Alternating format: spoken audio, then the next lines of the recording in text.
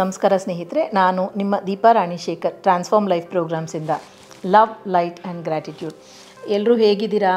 Manifestation ವೀಡಿಯೋಸ್ನ ಕೊಟ್ಟಿದ್ದೆ. ಯಾರ್ಯಾರು ಟ್ರೈ ಮಾಡಿದ್ರಿ, ಏನು ಮಾಡಿದ್ರಿ, ಮ್ಯಾನಿಫೆಸ್ಟೇಷನ್ ಎಷ್ಟು ವರ್ಕ್ ಆಯಿತು ನಿಮಗೆ? ಮತ್ತು ಪ್ರತಿಯೊಂದು ಮ್ಯಾನಿಫೆಸ್ಟೇಷನ್ ವೀಡಿಯೋನಲ್ಲಿ ನಾನು ಕಂಪನಾಂಕಗಳನ್ನು ಉಚ್ಚ ಸ್ಥಾಯಿ ಅಂದರೆ ಹೈ ವೈಬ್ರೇಷನಲ್ಲಿರೋದ್ರ ಬಗ್ಗೆ ಹೇಳ್ತೀನಿ, ಮತ್ತು ಗ್ರೌಂಡಿಂಗ್ ಬಗ್ಗೆ ಕೂಡ ಹೇಳ್ತೀನಿ. ಸೊ ಏನಿದು ಯಾವಾಗಲೂ ಗ್ರೌಂಡಿಂಗ್ ಅಂತ ಹೇಳ್ತೀರಾ ಅಂತಂದರೆ, ಇವತ್ತು ಅದ್ರ ಬಗ್ಗೆನೇ ಕೆಲವೊಂದು ಡೀಟೇಲ್ಸನ್ನು ನಿಮಗೆ ಕೊಡ್ತೀನಿ. ಸೊ ಅದಕ್ಕೆ ಮುಂಚೆ ನೀವು ಇನ್ನೂ ನಮ್ಮ ಚಾನಲ್ ಸಬ್ಸ್ಕ್ರೈಬ್ ಮಾಡ್ಕೊಂಡಿಲ್ಲ ಅಂದರೆ ದಯವಿಟ್ಟು ಬೆಲ್ ಐಕನ್ ಕ್ಲಿಕ್ ಮಾಡಿ ಸಬ್ಸ್ಕ್ರೈಬ್ ಮಾಡ್ಕೊಳ್ಳಿ. ಮತ್ತು ಈ ವಿಡಿಯೋ ಮಾತ್ರ ಅಲ್ಲ, ಬೇರೆ ನಮ್ಮ ಚಾನಲಲ್ಲಿರೋ ವಿಡಿಯೋಗಳನ್ನು ನೋಡಿ, ಲೈಕ್ ಮಾಡಿ, ಶೇರ್ ಮಾಡಿ.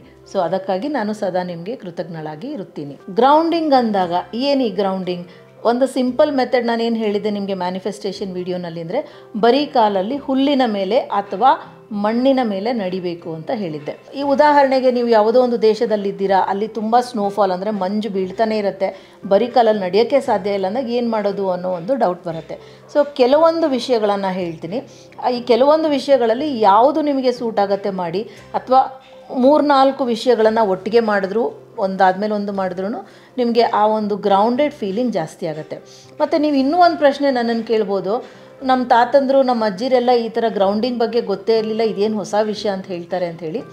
ಅವರಿಗೆ ಬೇಕಿರಲಿಲ್ಲ, ಯಾಕೆಂದರೆ ಅವರೆಲ್ಲ ಹೆಚ್ಚು ಕಮ್ಮಿ ಮಣ್ಣಿನ ಜೊತೆ ತುಂಬ ಹತ್ತಿರದಲ್ಲಿ ಜೀವನವನ್ನು ಮಾಡ್ತಾಯಿದ್ರು, ರೈತರಾಗಿರ್ತಿದ್ರು. ಸೊ ಸದಾ ಕೆಸರಲ್ಲಿ ಮಣ್ಣಲ್ಲಿ ಇರ್ತಾಯಿದ್ರು, ಅವರಿಗೆ ಗ್ರೌಂಡಿಂಗ್ ನ್ಯಾಚುರಲ್ ಆಗಿ ಆಗ್ತಿತ್ತು. ಮತ್ತು ಬರೀ ಕಾಲಲ್ಲಿ ಓಡಾಡ್ತಿದ್ರು, ಆಡಬೇಕಾದ್ರೆ ಬರೀ ಕಾಲಲ್ಲಿ ಆಡ್ತಾಯಿದ್ರು, ಮಣ್ಣಲ್ಲಿ ಆಡ್ತಾಯಿದ್ರು.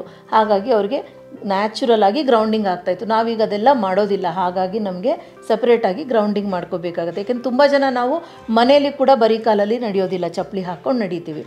ಸೊ ಮೊದಲಾಗಿ ನೀವು ಗ್ರೌಂಡಿಂಗ್ ಏನು ಮಾಡಬೇಕಂತಂದರೆ, ಬರೀ ಕಾಲಲ್ಲಿ ಹುಲ್ಲಿನ ಮೇಲೆ ಅಥವಾ ಮಣ್ಣಿನ ಮೇಲೆ ನಡಿಬೇಕು.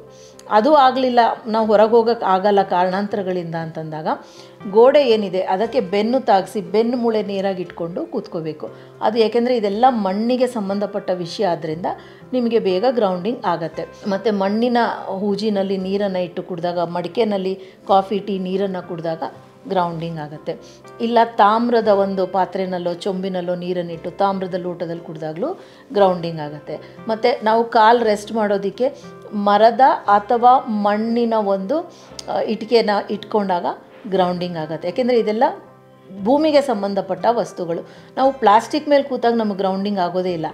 ಮರದ ಮೇಲೆ, ಮರದ ಚೇರಿನ ಮೇಲೆ, ಮೇಜಿನ ಮೇಲೆ ಕಾಲಿಟ್ಟಾಗ, ಕೈ ಇಟ್ಟಾಗ ಗ್ರೌಂಡಿಂಗ್ ಆಗುತ್ತೆ. ಸೊ ಇದು ತುಂಬ ಮುಖ್ಯ. ಇಲ್ಲ ಅಂತಂದರೆ ನಮಗೆ ನಮ್ಮ ಶಕ್ತಿಗಳು ನಮ್ಮ ಹಿಡಿತಕ್ಕೆ ಸಿಗಲ್ಲ, ನಮ್ಮ ದೇಹದಲ್ಲಿರೋ ಚಕ್ರಗಳು ನಾರ್ಮಲ್ ಆಗಿ ಬ್ಲಾಕ್ ಆಗಿಬಿಡುತ್ತೆ ನಾವು ಗ್ರೌಂಡಿಂಗ್ ಮಾಡ್ಕೊಂಡಿಲ್ಲ ಅಂತಂದರೆ. ಸೊ ಇದು ಒಂದು ವಿಷಯ. ಮತ್ತು ಕೆಲವೊಂದು ಸರ್ತಿ ನಮಗೆ ಗ್ರೌಂಡಿಂಗ್ ಇಲ್ಲ ಅಂದಾಗ ಅತಿ ದುಃಖ ಆಗುತ್ತೆ, ಮತ್ತು ಯಾವುದೇ ವಿಷಯದಲ್ಲಿ ನಮಗೆ ಆಸಕ್ತಿ ಇರೋದಿಲ್ಲ. ಅಂಥ ಟೈಮಲ್ಲಿ ಈ ಕೆಲವೊಂದು ವಿಷಯಗಳನ್ನು ಮಾಡಿ. ನೀರಿನಲ್ಲಿ, ಹರಿಯೋ ನೀರು, ಸಮುದ್ರದ ನೀರು, ಅದರಲ್ಲಿ ಕಾಲನ್ನು ನೀವು ಇಟ್ಟು ನಿಂತಾಗ ನಿಮಗೆ ಈ ಗ್ರೌಂಡಿಂಗ್ ಚೆನ್ನಾಗಾಗುತ್ತೆ. ಸಮುದ್ರಕ್ಕೆ ಅಥವಾ ಮತ್ತೆಲ್ಲೋ ಹೋಗೋಕ್ಕಾಗಲ್ಲ ಅಂತಂದಾಗ ನಲ್ಲಿ ನೀರನ್ನು ತಿರುಗಿಸ್ಬಿಟ್ಟು ಸ್ವಲ್ಪ ಹೊತ್ತು ಕೈ ಇಟ್ಟಾಗ ನಿಮಗೆ ಗ್ರೌಂಡಿಂಗ್ ಆಗುತ್ತೆ. ಮತ್ತು ಇದೆಲ್ಲಕ್ಕಿಂತ ಮುಖ್ಯವಾಗಿ ನೀವು ನಿಮ್ಮ ಒಂದು ಆರ ಅಂದರೆ ಆ ಪ್ರಭಾವಳಿನ ಶುದ್ಧ ಮಾಡ್ಕೋಬೇಕು ಅಂದರೆ ಉಪ್ಪು ನೀರಿನ ಸ್ನಾನ ಮಾಡಿ. ಸ್ನಾನದ ನೀರಿಗೆ ಉಪ್ಪನ್ನು ಹಾಕಿ ಸ್ನಾನ ಮಾಡಿದಾಗ ನಿಮಗೆ ಈ ಎಲ್ಲ ವಿಷಯಗಳನ್ನು ತಗೊಳ್ಳೋದಕ್ಕೆ ಸುಲಭ ಆಗುತ್ತೆ. ಮತ್ತು 5, 4, 3, 2, 1 ಅಂತ ಹೇಳ್ತಾರೆ. ಏನದು 5, 4, 3, 2, 1 ಅಂತಂದಾಗ ಕೌಂಟಿಂಗ್ ಬ್ಯಾಕ್ವರ್ಡ್ಸ್ ಅಂದರೆ ಹಿನ್ನೆಲೆಯಿಂದ ಕೌಂಟ್ ಮಾಡೋದು ಅಂತ ಅಲ್ಲ. 5 ವಿಷಯಗಳು ನಿಮಗೆ ಏನು ಕೇಳಿಸ್ತಾ ಇದೆ ಅದರ ಮೇಲೆ ಗಮನವನ್ನು ಹಾಕಿ. ಅದು ಒಂದು ಪಕ್ಷಿ ಕೂಗೋದಿರ್ಬೋದು, ಯಾವುದೋ ಗಾಡಿಯ ಶಬ್ದ ಇರ್ಬೋದು, ಕೆಲವೊಂದು ಸರ್ತಿ ಹಿಂದೆ ಬ್ಯಾಕ್ಗ್ರೌಂಡಲ್ಲಿ ಕಟ್ಟಡ ಕಟ್ತಾ ಇದ್ದರೆ ತುಂಬ ಸೌಂಡ್ ಇರುತ್ತೆ, ಅದಿರ್ಬೋದು. ಅದನ್ನು ಗಮನಿಸಿ, ಯಾಕಪ್ಪ ಹಿಂಗೆ ಮಾಡ್ತಾರೆ ಅಂತ ಆ ಯೋಚನೆಗೆ ಹೋಗಬೇಡಿ, ಕೇಳಿ ಬಿಟ್ಬಿಡಿ. ನಮ್ಮ ಹೃದಯ ಬಡಿತಾ ಇರ್ಬೋದು, ನಮ್ಮ ಉಸಿರಾಟದ ಒಂದು ಶಬ್ದ ಇರ್ಬೋದು, ಅದನ್ನು ಗಮನಿಸಿ. ಅದು 5 ವಿಷಯಗಳನ್ನು ಕೇಳಿಸ್ಕೊಳ್ಳಿ, ಪ್ರತ್ಯೇಕವಾಗಿ ಕೇಳಿಸ್ಕೊಂಡು ಆಸ್ವಾದಿಸಿ. 4 ವಿಷಯ ಏನು ಅಂದರೆ, ನೀವು ಕೂತಲ್ಲಿಂದ ನಿಮ್ಮ ಕಣ್ಣಿಗೆ ಕಾಣುವಂಥ 4 ವಿಷಯವನ್ನು ನೋಡಿ, 4 ವಸ್ತುಗಳನ್ನು ನೋಡಿ. ಅದು ನಿಮ್ಮ ಮೊಬೈಲ್ ಫೋನ್ ಆಗಿದ್ದರೆ ಇನ್ನೇನು ನೋಡೋದಿಲ್ಲ. ಸೊ ಮೊಬೈಲ್ ಫೋನ್ ದೂರದಿಂದ ನೋಡಿ, ಕೈಯಲ್ಲಿ ಇಟ್ಕೊಂಡು ನೋಡೋಕ್ಕೆ ಹೋಗಬೇಡಿ. ನೀರಿನ ಲೋಟ ಇರ್ಬೋದು, ಒಂದು ಮೇಜಿನ ಮೇಲಿರುವಂಥ ಹೂವಿನ ಕುಂಡ ಇರ್ಬೋದು, ಚಿತ್ರಪಟ ಇರ್ಬೋದು, ಅಥವಾ ಕ್ರಿಸ್ಟಲ್ ಇರ್ಬೋದು, ಅಥವಾ ನಿಮ್ಮ ಒಂದು ಪೆಟ್ ಇರ್ಬೋದು, ನಿಮ್ಮ ತಾಯಿ ಕೂತಿರೋದಾಗಿರ್ಬೋದು. ಕಣ್ಣಿಗೆ ಕಾಣುವ 4 ವಿಷಯಗಳನ್ನು ಪ್ರತ್ಯೇಕವಾಗಿ ನೋಡಿ ಆಸ್ವಾದಿಸಿ. ಮತ್ತು 3 ವಿಷಯ ಎಲ್ಲಿ ನೀವು ಹತ್ತಿರ ಕೂತಲ್ಲಿಂದ ಯಾವುದನ್ನು 3 ವಿಷಯವನ್ನು ಮುಟ್ಲಿಕ್ಕಾಗ್ತದೆ ನೋಡಿ. ಯಾವುದು ಸಿಕ್ಕಿಲ್ಲ ಅಂದರೆ ನಿಮ್ಮ ಕೂದಲನ್ನು ಸ್ಪರ್ಶಿಸಿ. ಸ್ಪರ್ಶ, ನೀವು ಕೂತಂಥ ಆಸನವನ್ನು ಸ್ಪರ್ಶಿಸಿ. ನಿಮ್ಮ ಕೈಯಲ್ಲಿರುವಂಥ ವಾಚು, ಬಳೆ, ಯಾವುದು ನಿಮ್ಗೆ ಯಾವುದು ತೋಚುತ್ತೆ ಅದನ್ನು ಟಚ್, ಸ್ಪರ್ಶ ಮಾಡಿ. ನಂತರ ನೀವು ಕೂತಲ್ಲಿಂದ 2 ವಿಷಯವನ್ನು ವಾಸನೆ ಆಸ್ವಾದಿಸಿ, ಸ್ಮೆಲ್. ಅದಾದ ನಂತರ 1 ವಿಷಯವನ್ನು ನೀವು ಬಾಯಿಯಲ್ಲಿ ಅದರ ಒಂದು ರುಚಿಯನ್ನು ನೋಡಿ, ಟೇಸ್ಟ್ ಮಾಡಿ. ಅದು ಯಾವುದಾದರೂ ಇರ್ಬೋದು ಆಯಿತಾ, ತಿನ್ನೋ ವಿಷಯ ಇರ್ಬೋದು, ಅಥವಾ ನಿಮ್ಮ ಒಂದು ನಾಲಿಗೆಯ ರುಚಿ ಹೇಗಿದೆ, ನಿಮ್ಮ ಹಲ್ಲಿನ ರುಚಿ ಹೇಗಿದೆ. ಸೊ ಟೇಸ್ಟನ್ನು ನೋಡಿ. ಸೊ ಇದು ನಿಮಗೆ ಗ್ರೌಂಡಿಂಗ್ ಅಂತ ಕೊಡುವಂಥ ವಿಷಯ. ತುಂಬ ಸುಲಭಕ್ಕೆ ಗ್ರೌಂಡ್ ಆಗೋದು ಅಂತಂದಾಗ ಮಕ್ಕಳ ಜೊತೆ ಆಟಾಡಿ, ಮಕ್ಕಳ ಜೊತೆ ನಗ್ತಾಯಿರಿ. ಮಕ್ಕಳು ಕಾರಣ ಇಲ್ಲದೆ ನಗ್ತಾರೆ, ಮನಸ್ಫೂರ್ತಿಯಿಂದ ನಗ್ತಾರೆ, ಯಾವುದೇ ವಂಚನೆ ಇಲ್ಲದೆ ನಗ್ತಾರೆ. ಅವರ ಜೊತೆ ನಗ್ತಾಯಿರಿ. ಮತ್ತು ಪೆಟ್, ಯಾವುದಾದ್ರೂ ಸಾಕು ಪ್ರಾಣಿಯ ಜೊತೆ ಕೂತು ಆ ಪ್ರಾಣಿಯನ್ನು ಮುದ್ದಿಸಿ.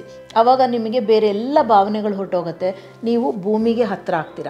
ನೀವು ಕೂತಾಗ ಮತ್ತು ನೀವು ಎಲ್ಲಾದರೂ ಹೊರಗಡೆ ಹೋದಾಗ ಮರ ಕಂಡಲ್ಲಿ, ನೀವು ಹೊರಗಡೆ ಬೀದಿಲಿ ಮಾಡಿದಾಗ ಜನ ನಿಮ್ಮನ್ನು ಏನಪ್ಪ ಅಂತ ವಿಚಿತ್ರವಾಗಿ ನೋಡ್ಬೋದು. ನಿಮ್ಮ ಮನೆಯಲ್ಲಿ ಮರವಿದ್ದಲ್ಲಿ, ಪಾರ್ಕಲ್ಲಿ, ಆದರೂ ಈ ಎಕ್ಸಸೈಸ್ ಮಾಡೋ ಪಾರ್ಕ್ಸಲ್ಲಿ ಎಲ್ಲರೂ ಅವ್ರವ್ರದ್ದೇ ಆದ ರೀತಿ ನೀತಿ ಮಾಡ್ತಾಯಿರ್ತಾರೆ, ಯಾರೂ ಹೆಚ್ಚಿಗೆ ತಲೆ ಕೆಡಿಸ್ಕೊಳ್ಳಲ್ಲ. ಅಥವಾ ಈ ರೆಸಾರ್ಟು ಅಂಥ ಕಡೆ ಹೋದಾಗ ಮರವನ್ನು ತಬ್ಕೊಂಡು ಒಂದು 3-5 ನಿಮಿಷ ನಿಂತ್ಕೊಳ್ಳಿ. ನಿಮಗೆ ತುಂಬ ಒಳ್ಳೆ ಗ್ರೌಂಡಿಂಗ್ ಆಗುತ್ತೆ. ಇಲ್ಲ ನಿಂತ್ಕೊಳ್ಳೋಕೆ ಸ್ವಲ್ಪ ಮುಜುಗರ ಅನಿಸಿದ್ರೆ ಆ ಬೆನ್ನಿಗೆ ಮರವನ್ನು ಆನಿಸಿ ನಿಂತ್ಕೊಳ್ಳಿ ಅಥವಾ ಕೂತ್ಕೊಳ್ಳಿ. ಬೆನ್ನು ಮತ್ತು ನಿಮ್ಮ ಆ ಮರ ಏನಿದೆ ಅದು ಅಂಟಿರಬೇಕು, ಬೆನ್ಮೂಳೆ ಸೀದಾ ಇರಬೇಕು. ಹಾಗೆ ಒಂದು 4-5 ನಿಮಿಷ ನಿಂತು ಈ ಎಲ್ಲ ಪ್ರಕ್ರಿಯೆ ಮಾಡಬೇಕಾದ್ರೆ ಒಂದು ವಿಷಯ ನೆನ್ಪಿಟ್ಕೊಳ್ಳಿ ಸ್ನೇಹಿತರೆ, ನಿಮ್ಮ ಮನಸ್ಸು ಒಂದು ಸಕಾರಾತ್ಮಕ ವಿಷಯದ ಮೇಲೆ ಇರಬೇಕು. ನಿಮ್ಮ ಮನಸ್ಸು ತಿಳಿಯಾಗಿರಬೇಕು. ನೀವು ಇದೆಲ್ಲ ಮಾಡ್ತಾ ಯಾರನ್ನೋ ಬೈಕೊಳ್ಳೋದು ಅಥವಾ ದುಃಖ ಪಟ್ಕೊಳ್ಳೋದು ಅಥವಾ ನಿಮ್ಮನ್ನು ನೀವೇ ಹೀಯಾಳಿಸ್ಕೊಳ್ಳೋದು ಎಲ್ಲ ಮಾಡ್ತಾಯಿದ್ರೆ ಅದು ಕೆಲಸ ಮಾಡಲ್ಲ. ಸೊ ನೀವು ಒಂದು ಸತಿ ಈ ಗ್ರೌಂಡಿಂಗ್ ಆದಮೇಲೆ ನಿಮ್ಮ ಕಂಪನಾಂಕ ಏನಿರುತ್ತೆ, ವೈಬ್ರೇಷನ್ ಉಚ್ಚ ಸ್ಥಾಯಿಯಲ್ಲಿರುತ್ತೆ, ಹೈ ಆಗಿರುತ್ತೆ. ಸೊ ನೀವು ಏನೇ ಕೆಲಸ ಮಾಡಿದ್ರೂ ಸುಗಮವಾಗಿ ಸುಲಲಿತವಾಗಿ ಆಗುತ್ತೆ. ಸೊ ಖಂಡಿತ ಈ ಗ್ರೌಂಡಿಂಗನ್ನು ಮಾಡಿ. ನಿಮಗೆ ಏನು ಡೌಟ್ಸ್ ಇದೆ ಕಾಮೆಂಟ್ ಬಾಕ್ಸಲ್ಲಿ ಕೇಳಿ. ನಿಮಗೆ ಇದರಿಂದ ಏನು ವ್ಯತ್ಯಾಸ ತಿಳಿದು ಬಂತು ನಿಮ್ಮ ದೇಹದಲ್ಲಿ ಗ್ರೌಂಡಿಂಗ್ ಆದಾಗ, ಸುಮಾರು ಆರೋಗ್ಯ ಸಮಸ್ಯೆಗಳು ಕೂಡ ತಿಳಿಯಾಗತ್ತೆ. ಹಾಗಂತ ಮತ್ತೊಂದು ವಿಷಯ, ಬರೀ ಗ್ರೌಂಡಿಂಗ್ ಮಾಡ್ತೀನಿ ನನಗಿರೋ ದೊಡ್ಡ ದೊಡ್ಡ ಕಾಯಿಲೆಗಳಿಗೂ ಡಾಕ್ಟ್ರ್ ಹತ್ರ ಹೋಗಲ್ಲ ಅಂತ ಮಾಡಬೇಡಿ. ಔಷಧಿಗಳ ಜೊತೆ ಇದನ್ನು ಮಾಡಿ, ಡಾಕ್ಟ್ರನ್ನ ಕಾಣಿ ನಿಮ್ಮ ಅವಶ್ಯಕತೆ ಬಿದ್ದಲ್ಲಿ. ಜೊತೆಯಲ್ಲಿ ಯಾವಾಗಲೂ ನಾವು ಗ್ರೌಂಡೆಡ್ ಆಗಿರೋದು ತುಂಬ ಮುಖ್ಯ. ಸೊ ಗ್ರೌಂಡಿಂಗ್ ಮಾಡ್ಕೊಳ್ಳಿ, ಆರೋಗ್ಯದಿಂದಿರಿ, ಖುಷಿಯಿಂದ ಇರಿ.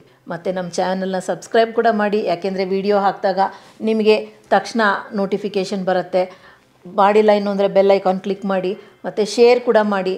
ನಿಮ್ಮ ಹಾಗೆ ನಿಮ್ಮ ಸ್ನೇಹಿತರಿಗೂ ಒಳ್ಳೆ ವಿಷಯಗಳು ತಿಳಿಲಿ, ಒಳ್ಳೆ ವಿಷಯಗಳು ಎಲ್ರಿಗೂ ಒಳ್ಳೆಯದಾಗಲಿ. Thank you so much for joining me. ನಾನು ನಿಮ್ಮ ದೀಪಾ ರಾಣಿ ಶೇಖರ್, ಟ್ರಾನ್ಸ್ಫಾರ್ಮ್ ಲೈಫ್ ಪ್ರೋಗ್ರಾಮ್ಸಿಂದ.